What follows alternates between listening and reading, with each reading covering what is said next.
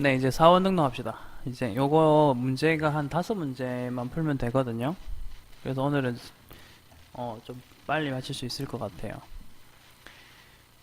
부가가치세법 저번 시간까지 했던 거는 여러분들이 이제 복습하셔야 되고, 그 다음에 이 책 뒤에 기출문제들 좀 넣어놨잖아요.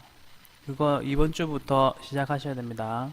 알아서 시작하시고, 그 시간을 재서 푸시는 게 제일 나은데, 한 90분이니까 한 80분 정도 잡고 하시면 될 거예요. 그래 하신 다음에 답지에 해설이 어느 정도 돼 있거든요. 그러니까 이제 그 답지를 참고하셔서 뭐 좀 적어 놓으시고, 그리고 이해가 안 되시는 게 있으시면 언제든지 들고 오셔가지고 혹은 문자나 이런 걸로 사진 찍어서 보내셔도 돼요. 그래 보내놓으시면 제가 이제 나중에 확인을 해가지고 답장을 드릴 거예요. 이제 그런 식으로 해주시면 되고. 자, 사원 등록입니다. 지금 딱 시험이 한 2주 남은 거 맞죠? 네, 2주가 남았거든요. 그래서 이렇게 잘 준비하시면 막판 스퍼트를 하시고요. 모르겠더라도 끝까지 하시면 돼요. 이게 보니까 학생들이 중간에 포기하면은 어떻게 떨어지냐면, 포기하고 시험장을 갔어요. 그러면은 70점만 넘으면 되는데 60 몇 점으로 떨어지더라고. 근데 끝까지 한 사람은 그래도 70점이나 71점 이런 식으로 합격할 수도 있어요. 그러니까 최대한 그걸 잘 활용하시고, 그리고 기출문제 풀다가 풀세트로 이제 풀잖아요. 이해가 만약에 안 되면 어떻게 하시면 되냐면, 그 유튜브 가시면 전산세무 2급 해설하는 사람이 한 두세 명이 있어요. 그러면 이제 그 예를 들어 68회 전산세무 2급 이렇게 치잖아요. 그럼 검색이 돼요. 그럼 그 해당 문제를 가서 그 사람이 뭐라고 해설하는지 보시면 돼요. 근데 이제 강사마다 다르긴 한데 그냥 해설만 보고 읽어주는 강사가 있고요. 그 다음에 좀 설명을 좀 더 추가적으로 해주는 사람도 있긴 있어요. 개인적으로는 해커스에서 강의하시는 분이 그 기출문제 해설을 계속 올리거든요. 그분이 좀 제가 봤을 때 괜찮은 것 같긴 해요. 근데 그것도 본인 스타일이 다 다르시니까 그분 것도 한번 들어보시고, 그래도 이해 안 되면 또 다른 분이 올리신 거 들어보시고, 뭐 그런 식으로 하시면 되겠습니다. 자, 그럼 사원 등록 하겠습니다. 먼저 사원 등록 메뉴는 지금 이렇게 생겼는데, 우리가 첫 번째로 풀 문제가 우선은 74회를 먼저 풀 거니까 74회 데이터를 깐 다음에 또 이야기를 합시다.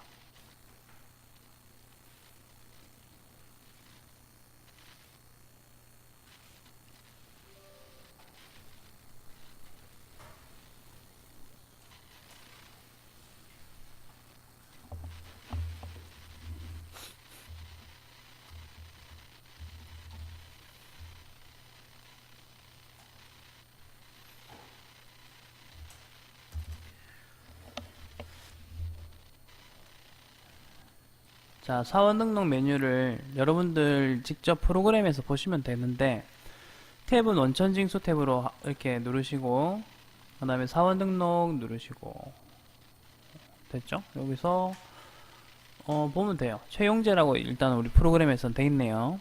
이 사람에 대한 내용인데, 이제 옆에 보시면 그 사람에 대한 여러 가지 정보들이 들어가 있습니다. 이렇게 보이실 거예요. 뭐 이런 거는 책에 있는 거 보시면서 수정하시거나 뭐 그렇게 하시면 되는 부분이죠. 자, 그래서 책에 적혀 있는 이렇게 메뉴가 생겼다라는 거를 말씀을 드리는 것이고, 한 가지만 좀 짚고 넘어가자면, 팔 단일 세율 적용이라고 해서 이 내용을 제가 좀 적어 놨는데, 요것만 줄만 좀 꺼 놓으세요. 무슨 말이냐면, 프로그램 상에서 보시면 여기 팔 단일 세율 적용, 지금 컴퓨터가 다운됐나? 여기 보십시오. 여기 단일 세율 적용이 지금은 불로 돼 있죠? 근데 이제 요거는 여가 되려면 외국인 근로자면서 그리고 근로소득의 19%의 단일 세율을 적용하고 싶으면 하는 거예요. 그러니까 적은 이유는 2018년 7월 1일 이후 적용이거든요. 그러니까 여러분들이 시험 치시는 그 타이밍에는 얘가 이제 적용이 되어 있기 때문에 그냥 혹시나 싶어서 넣어놓기만 했어요. 아직 뭐 문제화된 적은 없지만 요런 게 있다는 거 마시면 돼요. 이걸 이제 이론적으로 잠깐 설명을 드리자면, 근로소득이 19% 단일 세율로 픽스가 되잖아요. 이거는 좀 혜택인 거예요. 일반인들 같은 경우는 누진세율이라고 해서 버는 대로 버는 거에 방반대 가지고 비례적으로 세율이 높아지잖아요. 근데 이제 외국인 근로자는 그런 거 관계없이 전부 다 19%만 세금 내라 이렇게 하는 거니까 조금 뭐 그런 단일 세율의 혜택이 있는 거죠. 이제 그런 부분을 그냥 참고적으로 한번 보시기 바라고, 중요한 거는 사원 등록에서 보세요. 자, 여기 사원 등록 메뉴 프로그램상으로 한번 봅시다. 여기에도 탭이 3개가 있습니다. 부양가족, 추가사항 이렇게 탭이 3개가 있죠. 부양가족 탭을 눌러보세요. 이 탭에 입력하는 문제가 주로 나오거든요. 그래서 요거 입력하는 연습을 우리가 할 겁니다. 그게 이제 이런 화면에 있는 요 그림, 책에 있는 그림이죠. 자, 그럼 이제 아까 그 칸에 입력하는 방법, 이 부분이죠. 입력하는 방법에 대한 이야기를 말씀을 드리겠습니다. 우선 컨셉부터 말씀드릴게요. 지금 부양가족 명세에 대한 내용을 왜 넣어야 되는지부터 말씀드릴게요. 그래서 기본적으로 그런 게 있어요. 혼자 사는 사람이 버는 한 달에 500만원과 가족이 7남배인 사람이 혼자 버는 돈 500만원을 생각해 보세요. 그럼 그 돈은 같은 돈이라고 볼 수 있을까? 없죠. 왜냐하면 부양가족이 많을수록 그 사람이 버는 돈은 다 부양하는 데 들어간다는 거죠. 그럼 다시 생각해 볼게요. 혼자 사는 사람이 500만원 벌었다고 해서 세금을 매길 때, 그 다음에 7남배가 사는 사람이 500만원 벌었다고 해서 세금 매기는 거를 같은 세금을 매기는 것이 옳은가? 안 옳잖아요. 그러니까 부양가족이 많을수록 세금은 뭐 내더라도 지금 보시는 것처럼 혜택을 좀 주겠다는 거예요. 공제 혜택, 세금을 좀 줄여주는 거거든요, 이게. 자, 그래서 그렇게 어떻게 줄여주는 건가, 어떤 때 줄일 수 있는 건데, 부양가족이라는 거에 대한 정의를 보겠습니다. 우선은요, 부양가족은 기본적으로 지금 여기는 이렇게 적혀있지만 동거를 하고 있어야 돼요. 같이 살고 있어야 된다. 됐어요?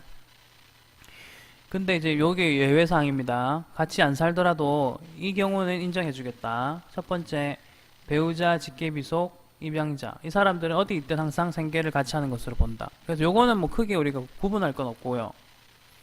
그 이외의 동거가족, 요거는 이제 부모님이나 그런 사람들이 되겠네. 부모님이나 형제자매 정도 되겠네요.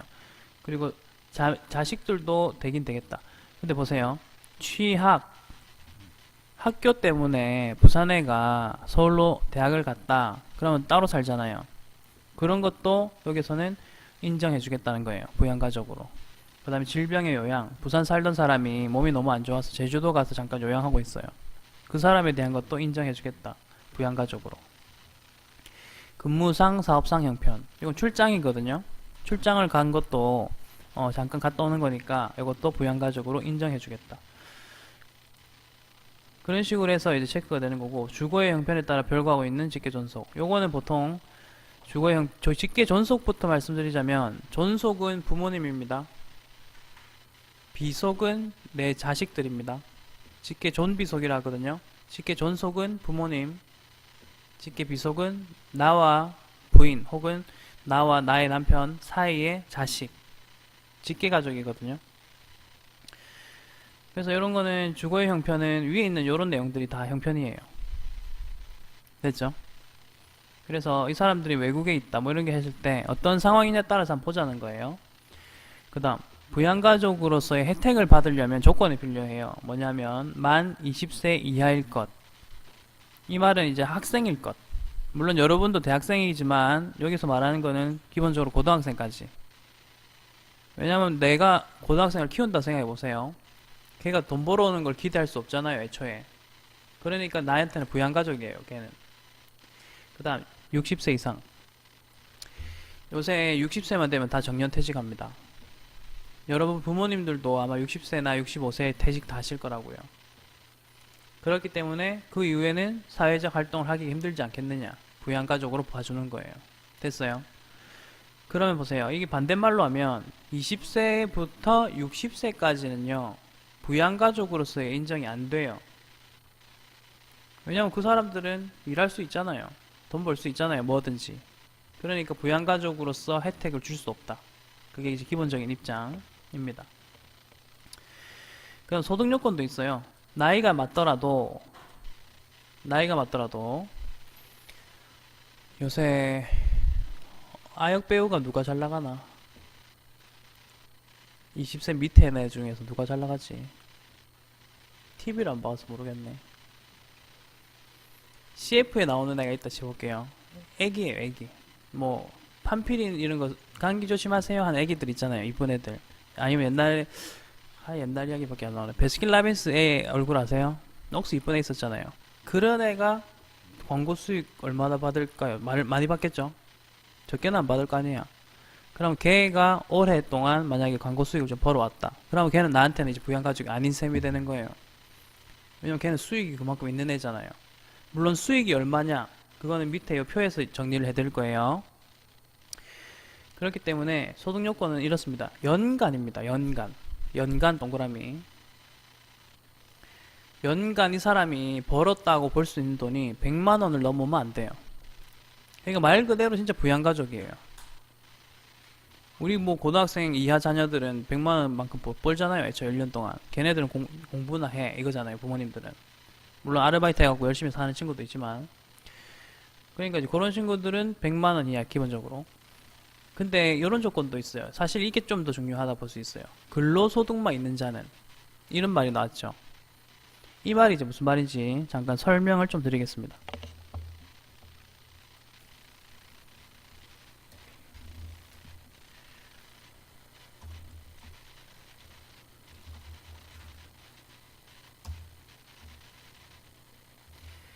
우선 소득세법에 대한 설명이에요.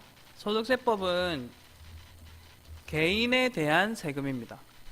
개인에 대해서 이런 세금을 내세요 이고요. 그리고 소득 원천서를 따르거든요. 그러다 보니까 키워드가 이런 게 나와요.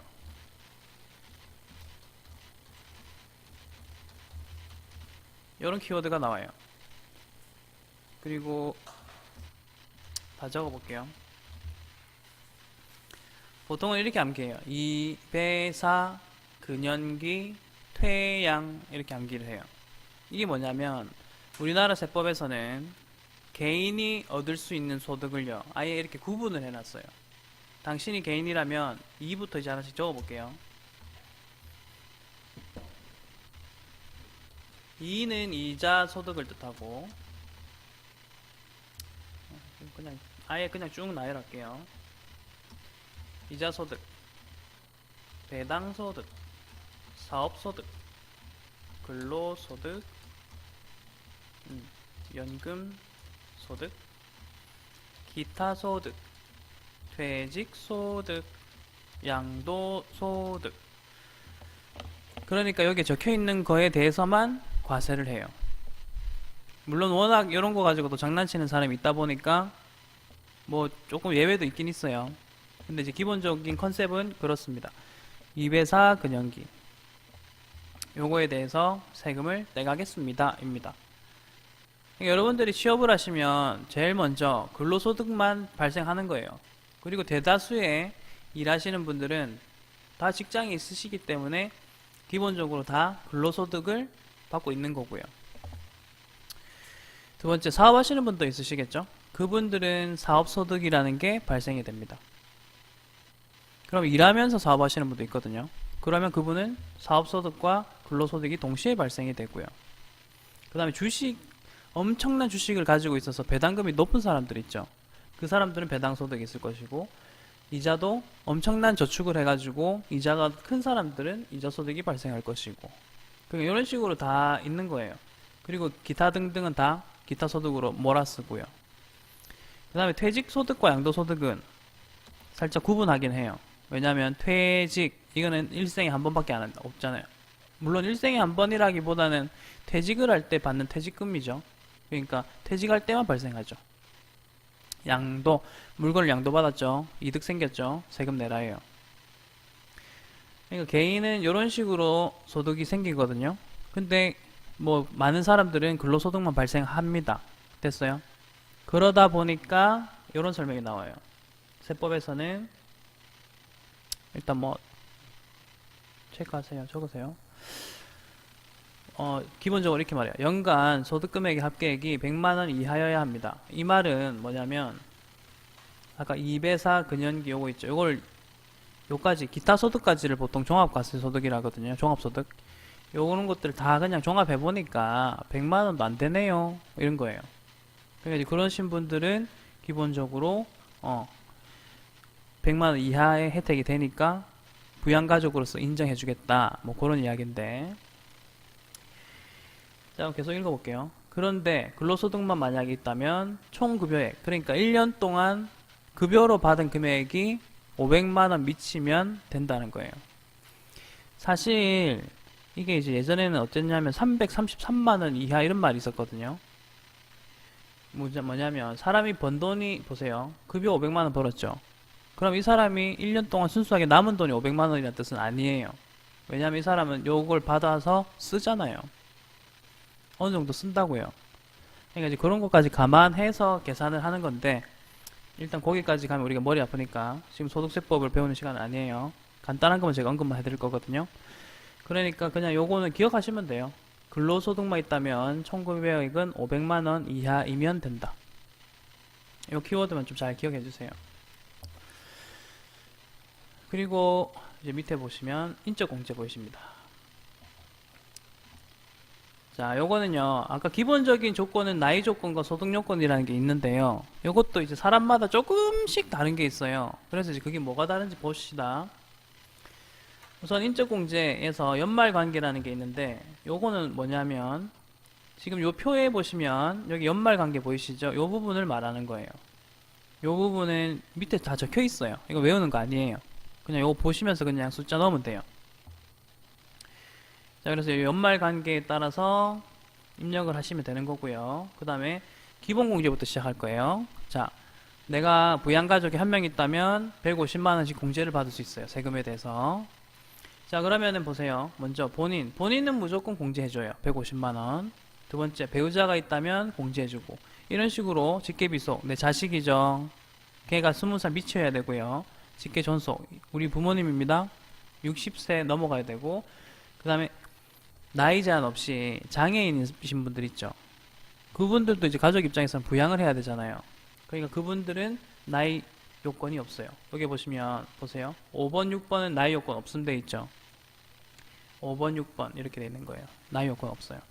그리고 1, 2번도 나이 요건 없죠. 나는 무조건 나이 요건 없고, 내 배우자도요, 나이 요건은 없어요. 그러니까 처음엔 지금 좀 헷갈릴 수 있지만 요건 기억을 해주시면 돼요. 하다 보면 늘 거예요. 그러니까 우리 배우자는 보통 요거는 뭘 위한 거냐면 가정주부들 있잖아요. 그분들은 뭐 20, 30대라도 집에서 일을 하시다 보면 소득은 없지만 뭐 맞잖아요. 소득은 없지만 그래도 내가 부양해야 되는 가족이잖아요. 남편 입장에서. 그러니까 이제 그런 분들을 위해서 나이 요건을 없앤 거예요. 물론 남편이 가정주부일 수도 있겠죠. 그러면 이제 부인이 소득자가 될 것이고 그 남편에 대해서도 기본 공제를 해줄 수 있다는 것이. 그러니까 뭐 그런 거예요. 그 다음에 2분부터 7번까지는 소득금액 요건을 충족해야 된다. 그러니까 반대로 보면 나는 나이 요건도 상관없고 소득 요건도 관계없이 기본 공제는 받을 수가 있다. 자, 이렇게 해서 이제 우리 가족들에 대한 기본 공제가 되는지를 판단하신 다음에 150만원씩 받을 수 있구나를 아시는데, 거기에다가 추가 공제라는 게 또 있어요. 일단 기본 공제 대상자이면서 추가 공제 여기 보시면 요 조건에 충족이 되잖아요. 그러면은 추가 공제를 받을 수 있는데, 여러분은 여기서 하나만 좀 기억해 주세요. 부녀자 공제가 있어요. 내요. 거주자 본인이란 말은 나가 여성인 경우, 여성 동그라미. 그럼 추가로 50만원 공제를 받을 수 있다. 대신에 단 세모치고 종합소득 금액이 3천만원 이하여야 합니다. 요건 이제 문제에서 제시를 해요. 종합소득이 얼마다 이런 식으로. 그러니까 내가 3천만원 이하란 말은 우리 가족들 먹여 살린다고 내가 너무 힘든 사람이에요 지금. 그렇기 때문에 그래도 고군분투하니까 나라에서 50만원의 추가 공제 혜택을 주는 거예요. 부녀자에게. 자, 그러면 이제 보세요. 한부모가 있죠. 한부모는 뭐냐면 내가 남자여도 상관없어요. 거주자 본인이 내가 배우자가 없고 내가 뭐 아내 혹은 남편이 없고 그 대신에 직계비속 자식이 있는 경우, 이런 경우에는 한부모 공제가 됩니다. 근데 버트 보세요. 버트 세모시고 만약에 여자이면서 한부모다. 그러면요, 둘 중에서 한부모 공제만 적용시켜줘요. 그 이유는 공제 금액이 한부모가 더 크니까요. 그래서 이걸로 해주는 겁니다. 자, 나머지 경로우대는 70세 이상인데 요거는 지금 당장 외울 필요는 없고 어차피 그 사람의 민증번호를 넣으면 나이 카운팅이 프로그램이 알아서 해주거든요. 그래서 나이가 맞으면 경로우대라고 프로그램이 출력을 해줘요. 장애인은 이제 문제를 보다가 뭐 장애인이다 혹은 몸이 많이 아프다 이런 말이 있으면 장애인으로 입력을 하시면 되고요. 그 다음에 자식들은 6세 자녀이면 자녀 공제라는 걸 받을 수 있고, 그 다음에 6세 이하이면 또 공제를 또 받을 수 있고 이런 게 있거든요. 자, 이제부터는 입력을 한번 해보겠습니다. 일단 요 표는 뭐 그냥 참고로 보시고요. 74회에 바로 해보겠습니다.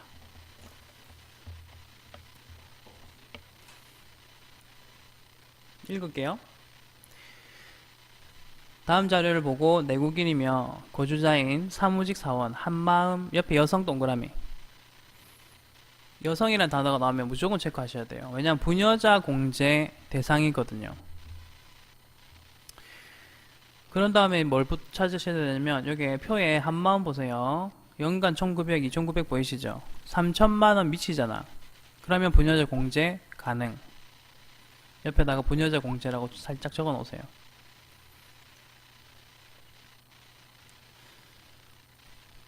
자, 그 다음에 입사 날짜 2015년 4월 1일 국내 근무, 요거를 사원 등록을 하고, 사원 등록하는 거 첫 번째 키워드, 그 다음에 한마음의 부양가족을 모두 등록하시오. 자, 뭐 하나씩 해보겠습니다.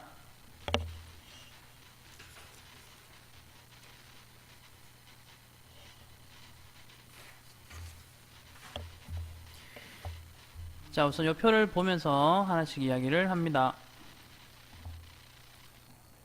자, 여기서 채용제 말고 밑에다가 한마음을 새로 등록해란 뜻이거든요. 아까 코드 번호 105번입니다. 요거 보면서 해볼게요. 자, 105번 한마음, 그 다음에 지금 주민번호를 여기 넣을 거예요. 보면서 주민번호 1번, 그리고 적혀있는 대로 넣겠습니다. 710630243456 넣었습니다. 자, 그 다음에 기본사항부터 좀 하실 게 있어요. 뭐냐면 문제에서 입사일 날짜를 줬잖아요. 그러니까 준 정보는 좀 넣어 주셔야 돼요. 입사 연월일 이렇게. 그 다음에 뭐 내국인, 그 다음에 국외 근로 제공 보시면 부라고 돼 있죠. 요까지 뭐 제대로 잘 들어갔네요. 요게 이제 국내 근무냐 국외 근무냐 그걸 나타내겠죠. 자, 요까지 넣으시고 부양가족 명세로 가세요. 지금 기본사항에서 뭐 넣냐면 입사 연월일 넣었고요. 그 다음에 내국인 넣었습니다. 책에 있는 것만 사실은 넣으시면 돼요. 자, 그리고 이제 하나씩 따져가겠습니다. 우리 가족들부터 해서 하나씩 갑니다. 부양가족 명세 가세요. 한마음 본인부터 갑니다. 아까 부녀자 공제가 맞았거든요. 그러니까 커서 옮긴 다음에 1번. 그럼 동그라미가 이렇게 됩니다. 됐죠? 그 다음에 지금 한마음씩 거는 이제 됐고요. 이제 배우자 거 갖겠습니다. 지금 배우자는요, 밑에 몇 번이라 돼 있냐면 3번이라고 돼 있을 거예요. 3번 넣으시고 정보를 다 넣겠습니다. 김태우.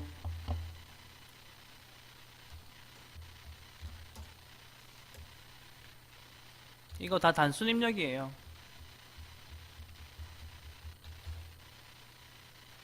그 다음에 배우자. 근데 보세요. 이분이 사망한 날짜를 한번 보세요. 2017년 3월 3일날 사망했죠. 그리고 지금 현재 올해는 몇 년도인지 보세요. 요 프로그램상에서 2017년도로 돼 있죠. 요거 2017년도 기출입니다. 그러니까 이제 올해는 2017인데 이분이 돌아가신 날짜가 2017이죠. 올해 잠깐 살았죠. 그러면 공제 가능해요. 이해가세요? 하루라도 오래 살았으면 공제를 해준다고요. 그래서 이분은 일단 배우자 공제 들어갈 수 있습니다.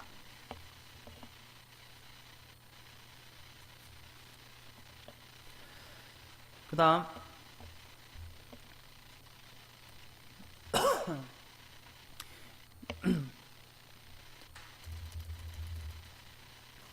유진 넣을게요. 유진. 뭐라고 돼 있죠? 직계 존속입니다. 1번.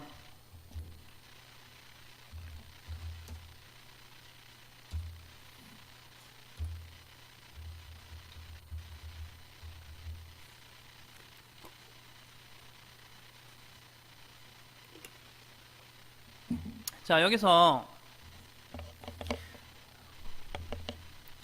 체크할 게 있어요. 어머니 민증번호를 넣었어요. 근데 자동으로 기본공제 된다, 경로우대다, 이렇게 나이를 지가 계산하거든요. 그래서 아까 제가 경로우대 기억 안 해도 된댔어요. 나이는 굳이. 자, 그런데 이제 여기서 말하고 싶은 거는 그거예요. 지금 어머니는 미국에 사세요. 그리고 특별한 사유가 있다라고 안 적혀 있죠, 아무것도. 그럼 이분은 사유 없이 그냥 사는 거거든요. 그렇기 때문에 기본 공제를 해줄 수가 없어요. 동거하는 가족이 아니니까. 그럼 여기 기본 공제 클릭해 보세요. 여기에서 부라고 보이시죠? 요걸 눌러서 유진, 어머니는 지금 기본 공제 안 됨. 그렇게 체크. 그리고 이제 나머지 가족들 또 넣겠습니다. 김성류부터 또 넣을게요. 김성류, 김호식, 한다정 다 넣어보세요, 일단.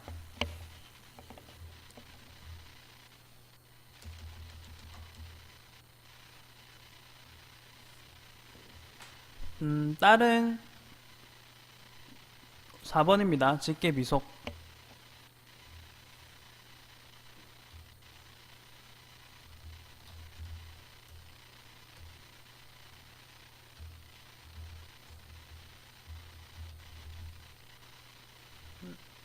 공들 0805 41, 41이구나.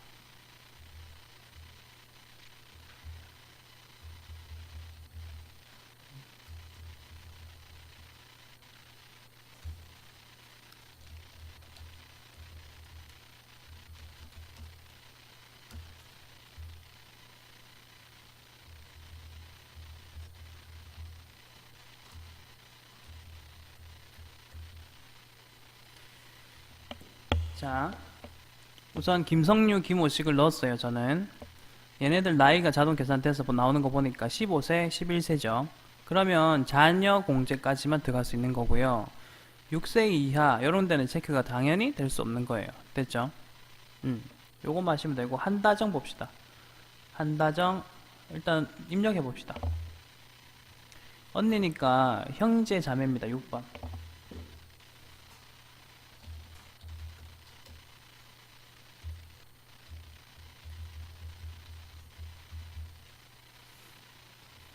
자, 한다정은 넣으니까요 바로 부가 떴어요. 왜냐하면 이분 나이를 보시면 50세잖아요. 아까는 60세 넘어야 된다 했잖아요. 맞죠? 그러니까 이분 아직 일을 하실 수 있으시잖아. 그러니까 일을 하시고 부양가족으로 인정 안 해주겠다 이 말입니다. 자, 그러면 이제 요런 문제 풀 때마다 체크하실 부분은 요 동그라미가 제대로 잘 들어갔는가만 보시고요. 두 번째, 기본 공제에 부가 어디가 부가 되었는가 이걸 체크하셔야 돼요. 여러분들 책에는 유진, 한다정, 부 이렇게 체크해 놓고 그 다음에 한마음씨 부녀자 공제 들어갔고 그 다음 우리 자녀분들 자녀 공제 다 들어갔습니다. 그거만 체크. 자, 그 다음 69-1번 하겠습니다. 데이터 깔겠습니다. 69에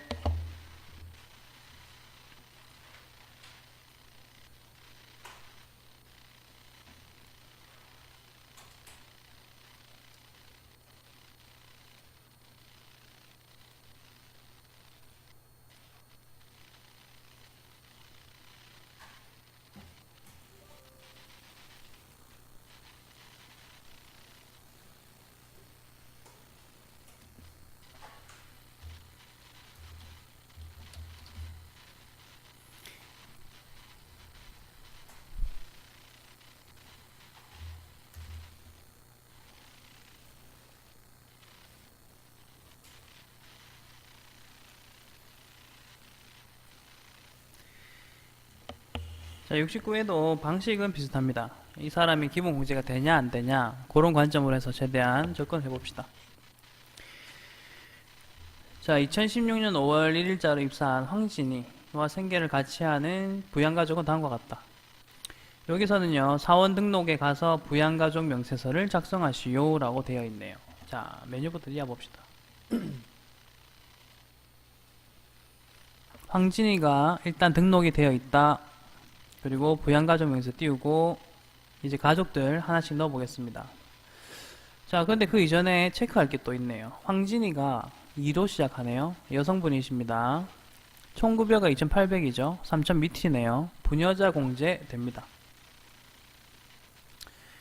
자, 그러면 황진이 부녀자 공제 여 놓고 시작합니다. 자, 그 다음 배우자 홍길동 있습니다.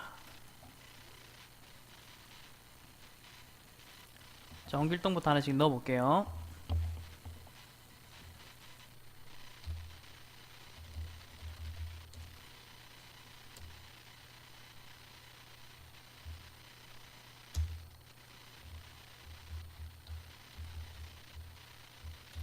자, 넣었고요. 자, 여기서 하나 체크할 거 있어요. 일용 근로자 보이세요? 일용 근로자란 말은 하루 벌어서 하루 생활하시는 분이란 뜻이에요. 남학생들은 아마 해볼 수도 있을 것 같긴 한데, 인력시장이라고 아세요? 인력사무소? 새벽에 인력사무소를 가시면 대기하는 사람들 쫙 앉아 있어요. 그러면 업체들이 와가지고 봉고차에 몇 명 딱 집어서 데리고 가거든요. 그럼 그 사람들은 그날 그 공사판에 가서 일을 하고, 그 다음에 돈을 받고 수수료를 인력사무소에 떼주고 이런 식으로 일을 해요. 그러니까 그런 식으로 벌어서 사시는 분들, 이걸 이제 일용직이라고 하는 거예요. 이런 일용 근로자들에 대해서는 그 아까 전에 이론적인 부분이 있었잖아요. 자, 요 부분을 한번 보시면 되는데, 근로소득만 있는 경우 해가지고 아까 500만원 이하여야 된다 이런 말을 했었죠. 근데 만약에 일용 근로자시면 그런 거 관계없이 그냥 다 공제해준다. 다 기본 공제해줍니다. 일용 근로자는 무조건 기본 공제해줍니다. 자, 그래서 보십시오. 홍길동 씨는요 1200만원 벌었어요. 500만원 넘게 벌었으니까 안 돼? 그게 아니라 일용 근로자니까 상관없이 홍길동 씨에 대한 기본 공제 인정입니다. 자, 그러면 홍길동 넣었고요. 배우자로 해서 이렇게 공제가 되는 겁니다. 홍길동 씨는 공제됩니다. 자, 그 다음 보세요. 사임당 보이시죠? 우선은 입력부터 해볼게요. 사임당.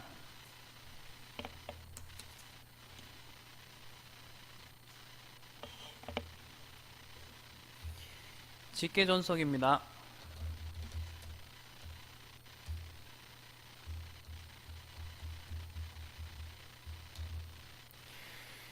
자, 기본적으로는 나이도 많으시고 기본공제 대상자도 되면서 경로우대라는 추가 공제까지 되시는 분이시거든요. 근데 이분의 문제점은 문제점이라기보다는 공제가 되지 않는 이유가 뭐냐? 특히 보세요. 장애인이거든요. 그러면 요거 장애인도 이런 식으로 해서 추가할 수 있어요. 근데 문제는 이거예요. 이분 건물이 하나 있으세요. 건물주라고요. 그래서 1년에 120만원 번다고요. 그 건물로. 자, 요건 이제 어느 기준에서 나오는 이야기냐? 아까 소득금액 100만원 이하라 했죠. 그러니까 지금 이렇게 번 돈이 이렇게 벌었을 때 다 합계를 했다고 돼 있죠. 퇴직량도까지 합계한다 돼 있네요. 다 합계를 해봤을 때 100만원 이하여야 된다는 뜻이에요. 그러니까 이 어머니는 지금 부동산으로 임대소득 얻고 있잖아요. 그거는 사업소득이에요. 사업소득 안에 보면 임대소득이라는 게 있어요. 그래서 어머니는 100만원 넘게 벌잖아요. 이것 때문에 부양가족이 안 되어 버렸어요. 자, 그래서 어머니 여기 딱 보시면 어머니 지금 받을 수 있는 게 두 개인가 더 있었거든요. 기본공제 플러스 경로우대 장애인까지 받을 수 있었는데 요거 다 부로 갑니다. 됐어요? 여러분 장애인이라도 돈 많이 벌면 공제 안 해줘요. 몸이 좀 불편하시더라도 돈 잘 버시는 분도 계시잖아요. 닉 부이치치 아세요? 팔다리 없는 사람 있잖아요. 그 사람은 강연하면서 다니잖아요. 그걸로 돈 많이 벌잖아요. 그러니까 이제 그런 사람은 부양가족으로서 혜택을 받을 수 없는 거다. 뭐 이런 관점도 있죠. 자, 이제 자녀 넣을게요. 홍순아.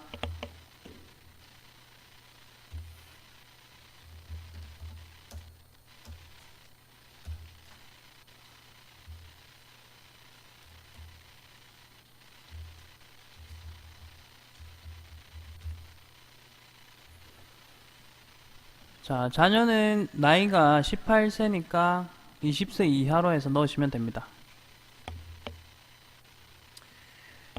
그리고 자녀에도 가서 지금 잘못 넣었네. 연말관계를 제가 잘못 넣었어요. 직계 비속 4번. 자, 이렇게 넣으시면 네, 자녀라는 게 자동 입력됐습니다. 동생 황미아도 넣을게요. 형제 자매입니다.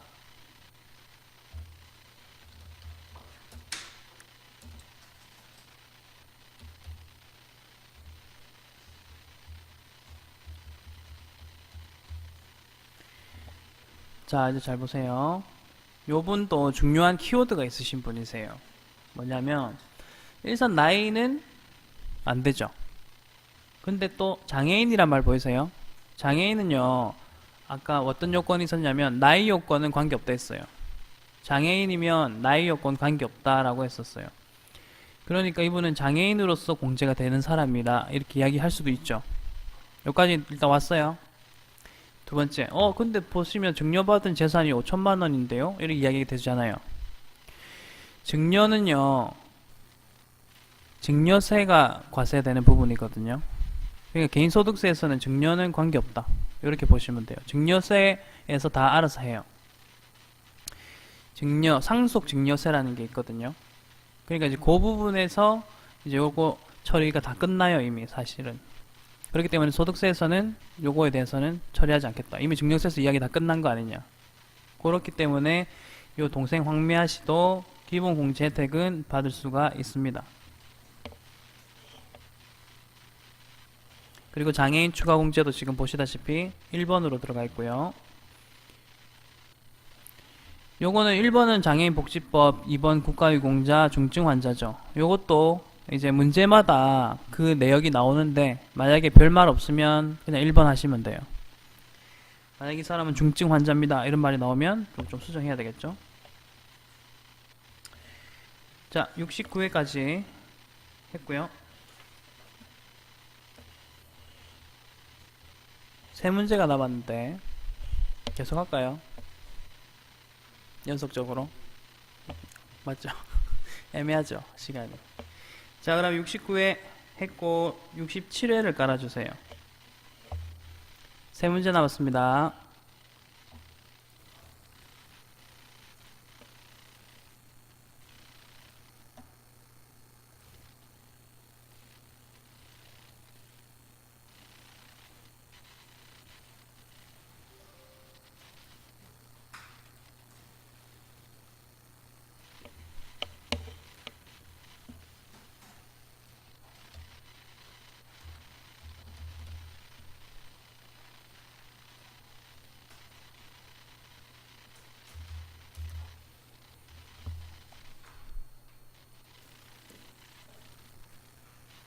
자, 67회입니다.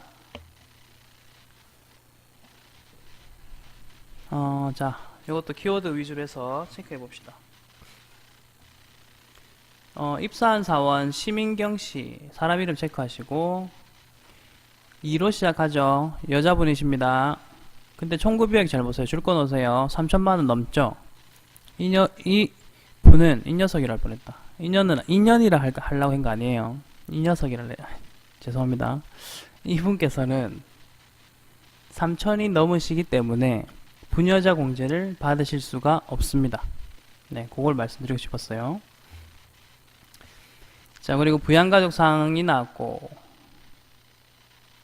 자, 요것들 한번 넣어 보겠습니다. 배우자부터 갑시다.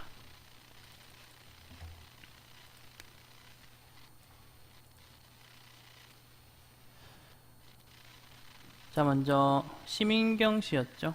부양가족. 일단 본인 공제 들어가고 부녀자 공제는 안 들어간다 했어요. 이제 배우자부터 하나씩 순서대로 넣어보세요.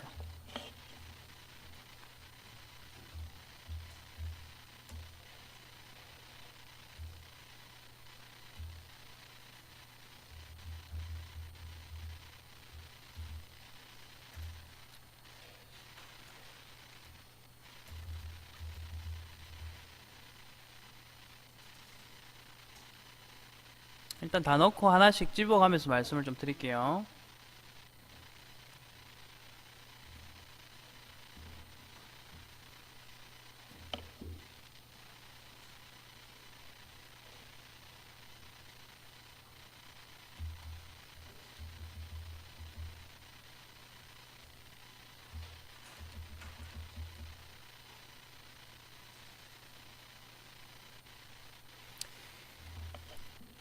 시부시모는요, 우리 소득자의 직계존속이 아니라 배우자의 직계존속입니다. 시부시모.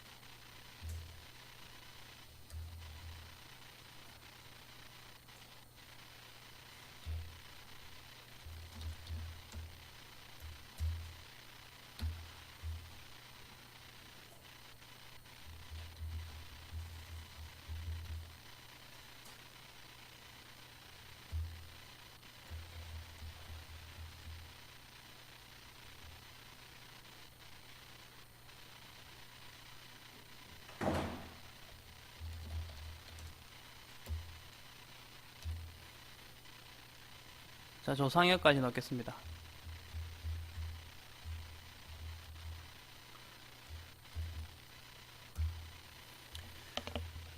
자, 봅시다.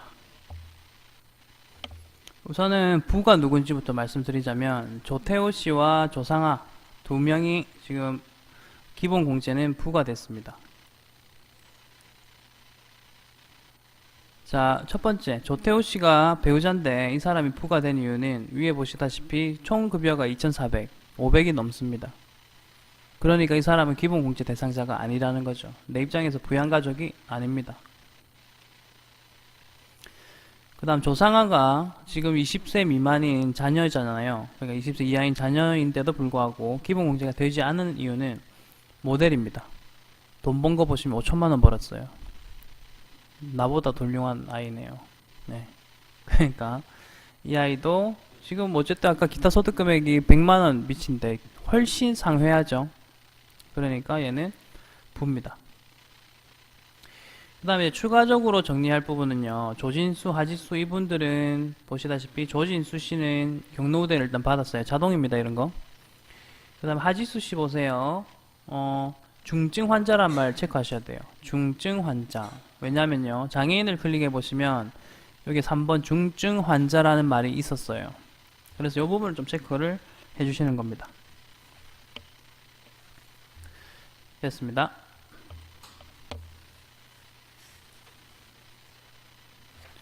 자, 그 다음 64회 설치합시다. 64회.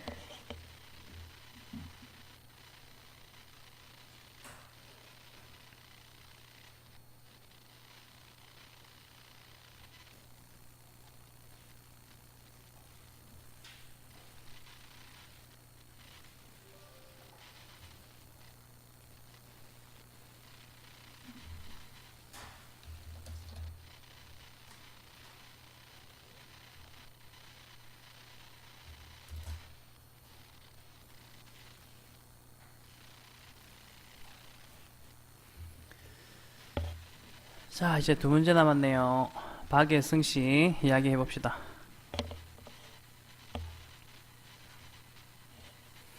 이 문제에서의 포인트부터 말씀을 드리면 박예승이 여성사원, 여성이란 말 체크. 자, 그 다음에 세 번째 줄에 이런 말이 써 있어요. 단, 기본 공제가 아니면 아예 넣지도 마라. 요 문제는 부가 아니라 아예 넣지 마란 뜻이에요. 그래서 밑에서 아닌 사람들을 아예 안 넣겠습니다. 자, 기본 정보 갑니다. 박예승 씨는요, 종합소득이 3천만원 이하래요. 요 옆에다가 적으셔야 되겠죠? 부녀자 공제. 부녀자 공제. 자, 그 다음 뭐 본인 정보가 이렇게 나와 있네요. 자, 이 사람에 대한 정보 한번 봅시다. 사원 등록에 박예승이 지금 들어가 있죠. 입사 날짜는 이미 다 들어가 있기 때문에 내가 뭐 따로 손댈 건 없네요. 부양가족 명세만 추가하겠습니다. 자, 요 가족들 되나 안 되나부터 한번 따져보고 넣어볼까요? 그러면 먼저 친할머니는요, 이건 나이 넣어보면 알겠지만 아마 나이 좀 많을 거예요. 그리고 그냥 형편상 별거 중인 보이시죠? 부양가족 인정. 맞죠? 이건 인정입니다. 형편상 별거 중이니까 동거하는 걸로 봐준다. 배우자. 이분은 근로소득 금액 보세요. 돈 많이 버네요. 요분은 X 치세요. 요거 인정 안 할 거예요. 그 다음 장남, 차남 있는데 얘네들 나이가 지금 13년생, 15년생 보이시죠? 얘네들 아마 20세 안 될 것 같고, 그 다음 친동생을 보세요. 92년생이거든요. 대략 한 27살 정도 되겠네. 그러니까 얘는 아마 넣어도 안 될 거예요. 근데 요거는 이제 헷갈릴 수 있잖아요, 여러분들께서. 그러면 어떻게 하느냐면, 일단 배우자 이진욱은 아닌 거 확실한 거 알겠어요? 자, 그래서 한번 넣어보겠습니다. 우선은 할머니부터 넣어봅시다.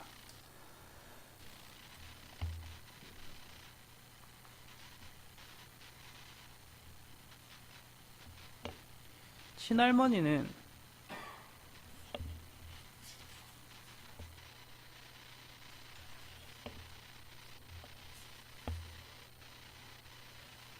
네, 친할머니는 직계존속 1번으로 가네요.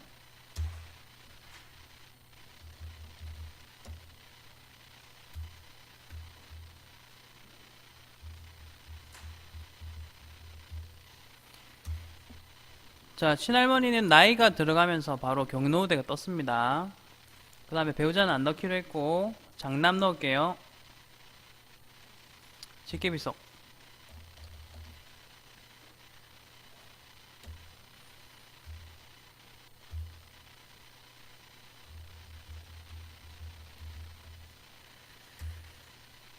자, 장남이 왜 이리 어리노? 장남이 2살이네요. 얘는 자녀 추가 공제도 나왔고요.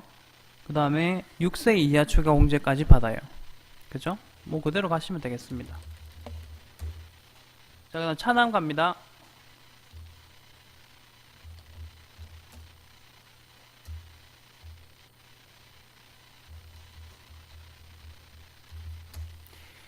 자, 차남은 재밌는 사실이 있어요. 얘는 올해에 태어난 걸로 떴어요.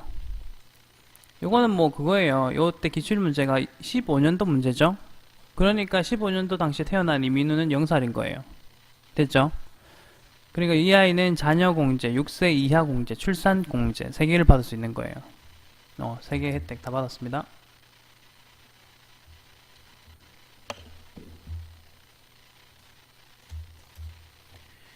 그 다음 친동생은요, 그냥 한번 넣어보세요. 형제 자매.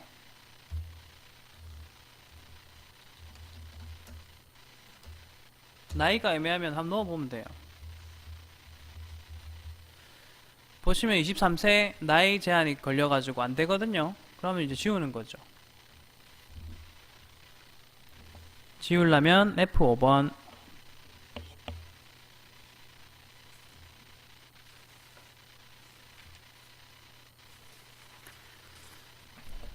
자, 됐습니다. 지금 4명까지 잘 넣었습니다. 아, 부녀자 공제 안 넣었네. 여기 부녀자 공제 넣어야지. 맞죠? 박예승 씨는 부녀자 공제가 됩니다. 네, 이제 마지막 문제 할게요. 63회.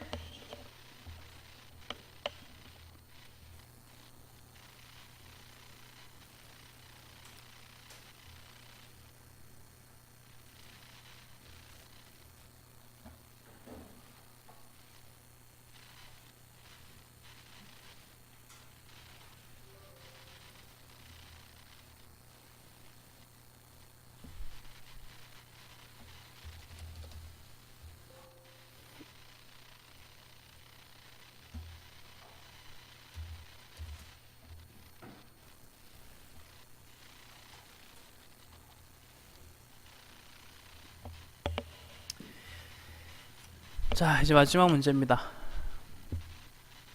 해보겠습니다. 김예림 사원, 여성입니다. 여성 체크하고, 그 다음에 사원 등록 매뉴얼에 가라. 오케이. 그리고 부양가족 명세 입력해라. 네, 입력하겠습니다. 본인 포함 부양가족 모두를 반영해라. 입력은 일단 다 하고, 아니면은 부로 입력해라. 이렇게 시키는 대로 하면 됩니다. 자, 그러면 안 되는 사람부터 찾아봅시다. 자, 먼저 김예린 본인은 상관없이 되는데, 요 2,400만원 보이세요? 3,000만원 미치죠? 부녀자 공제 가능하다. 옆에다가 적으세요. 부녀자 공제가 됩니다. 그 다음 최영 보이시죠? 최영은요 총급 유액이 550, 500만원 넘었어요. 그래서 기본 공제가 안 됩니다. 최영 배우자는 공제 X. 자, 그 다음 김진훈 보이시죠? 요 분 같은 경우는 일단은 부모님이시고, 지금 보시면 주거 형편상 별거라고 되어 있네요. 복권소 당첨소득 요거는 잠깐만요. 앞에 한번 보겠습니다.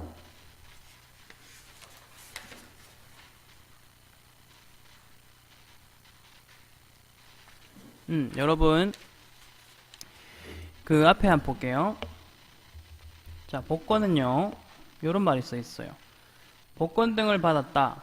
복권 등으로 인해서 돈을 벌었다.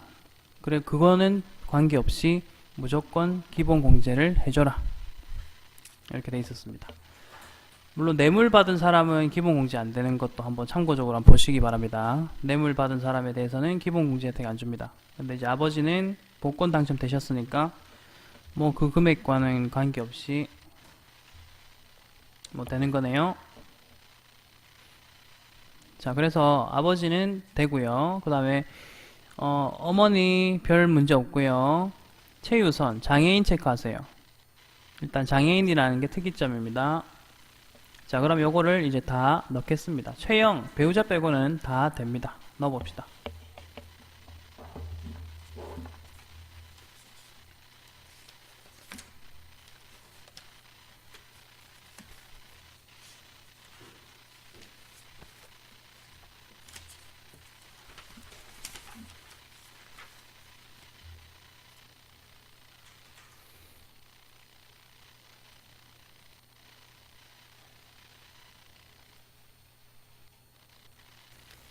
자, 김예림 씨였고요.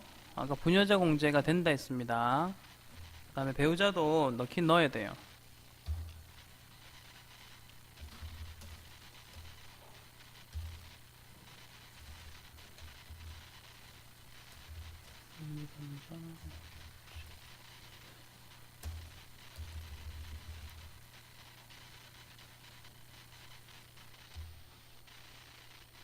김진훈 씨 갑니다.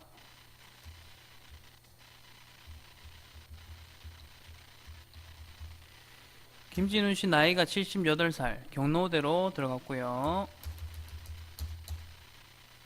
유지우 씨 갑니다.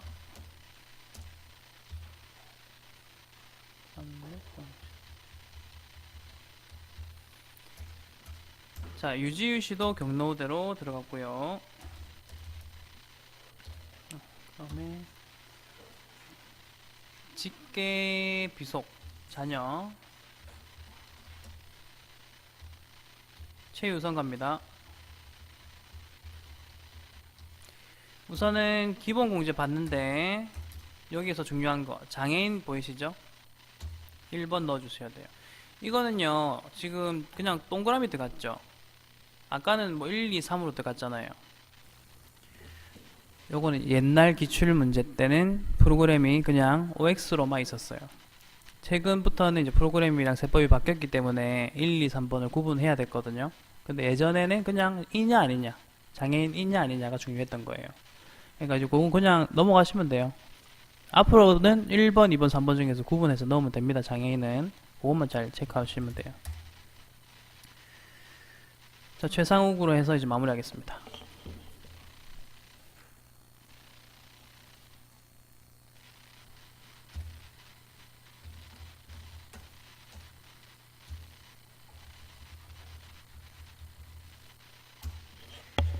자, 최상욱은 자녀 공제까지 추가로 받았습니다.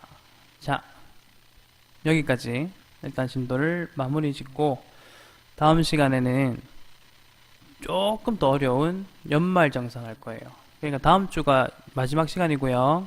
제일 중요하다고 할 수 있는 걸 할 거니까 오늘까지는 그래도 생각보다 난이도가 안 어려웠을 거예요. 이거 지금 계속 반복되는 것들이 뭐였는지 또 판단이 되셨을 거거든요.